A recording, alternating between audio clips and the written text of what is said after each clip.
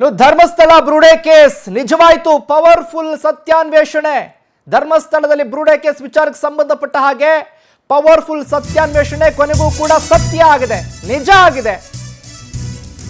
ಬ್ರೂಡೆ gang ವಿರುದ್ಧವೇ ಸ್ಫೋಟಕ ಆರೋಪ ಮಾಡಿದ್ದಾರೆ ಚಿನ್ನಯ್ಯ. ಧರ್ಮಸ್ಥಳ ವಿರುದ್ಧದ ಷಡ್ಯಂತ್ರದ ಎಳೆ ಎಳೆಯಾಗಿ ಬಿಚ್ಚಿಟ್ಟಿದ್ದಾರೀಗ ಮಾಸ್ಕ್ ಮ್ಯಾನ್. ನನ್ನೊಬ್ಬನಿಗೆ ಜೈಲು ಯಾಕೆ, ಎಲ್ಲರಿಗೂ ಕೊಡಿ. ಹೈಕೋರ್ಟ್ಗೆ ಸಲ್ಲಿಸಿದ ಅರ್ಜಿಯಲ್ಲಿ ಮಾಸ್ಕ್ ಮ್ಯಾನ್ ಚಿನ್ನಯ್ಯ ಪ್ರಶ್ನೆ ಮಾಡಿದ್ದಾರೆ. ಕಳೆದ ಡಿಸೆಂಬರ್ನಿಂದಲೂ ಎಸ್ಐಟಿ ಕ್ರಮ ತೆಗೆದುಕೊಂಡಿಲ್ಲ, ಯಾಕೆ? ತನಿಖಾ ವರದಿ ಏನೇನಾಯ್ತು, ಇದ್ರ ಬಗ್ಗೆ ಹೈಕೋರ್ಟ್ಗೆ ಅರ್ಜಿನ ಸಲ್ಲಿಸಿದ್ದಾರೆ. ಧರ್ಮಸ್ಥಳ ತನಿಖೆ ಕೈಗೊಂಡಿದ್ದ ಎಸ್ಐಟಿ ಇದೀಗ ಏನ್ ಮಾಡ್ತಾ ಇದೆ, ತನಿಖೆಯಲ್ಲಿ ಏನೇನಾಯ್ತು? ಹಾಗಾದ್ರೆ ಬ್ರೂಡೆ ಗ್ಯಾಂಗ್ ಷಡ್ಯಂತ್ರ ಮೊದಲು ಬಯಲು ಮಾಡಿದ್ದೆ ಪವರ್ ಟಿವಿ ಹೇಳಿದಂತೆ ಇದೀಗ ಚಿನ್ನಯ್ಯನಿಂದಲೇ ಕಹಿ ಸತ್ಯ, ಷಡ್ಯಂತ್ರ ಬಯಲಾಗಿದೆ. ತನಿಖೆಯ ಸ್ಥಿತಿಗತಿ ಕೋರಿ ಮಾಹಿತಿ ಕೊಡುವಂತೆ ಎಸ್ಐಟಿಗೆ ಈಗ ಚಿನ್ನಯ್ಯ ರಿಟ್ ಅರ್ಜಿನ ಸಲ್ಲಿಸಿದ್ದಾರೆ. ಕಳೆದ ಡಿಸೆಂಬರ್ನಿಂದಲೂ ಎಸ್ಐಟಿ ಕ್ರಮವನ್ನು ತೆಗೆದುಕೊಂಡಿಲ್ಲ, ಯಾಕೆ?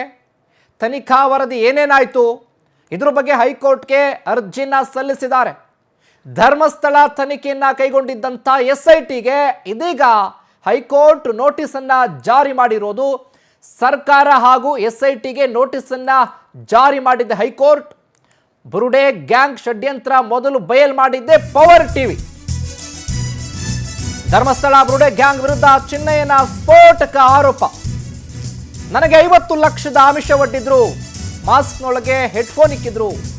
ಯೂಟ್ಯೂಬರ್ಗಳ ಕೈವಾಡ ಷಡ್ಯಂತ್ರದ ಬಗ್ಗೆ ಪ್ರಸ್ತಾಪ ಮಾಡಿದ್ದಾರೆ ಚಿನ್ನಯ್ಯ.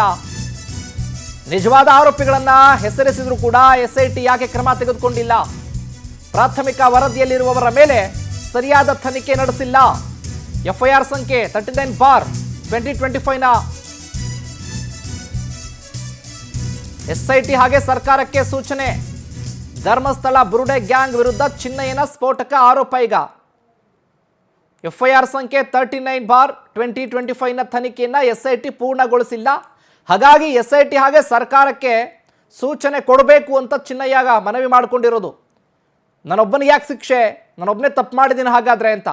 ಪವರ್ ಟಿವಿ ಮೊಟ್ಟ ಮೊದಲ ಬಾರಿಗೆ ಸುದ್ದಿಯನ್ನ ಬಿತ್ತರಿಸಿತ್ತು. ಇದು ನಿಜವಾದ ಸತ್ಯಾನ್ವೇಷಣೆ ನಡೆಸಿತ್ತು ಪವರ್ ಟಿವಿ. ಸತ್ಯ ಏನು, ಸತ್ಯ ಏನಿದೆ ಅದು ಹೊರಗೆ ಎಳೆದಿದ್ದೆ ಪವರ್ ಟಿವಿ.